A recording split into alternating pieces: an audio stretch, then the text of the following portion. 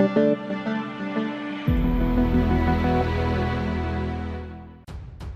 to hard reset Moto G42. Step 1. Firstly, use the power button to disable the phone. Step 2. Press and keep at the same time the power key plus the volume down until the bootloader mode appears. Step 3. In this menu, use the volume rocker to select and the power button to accept.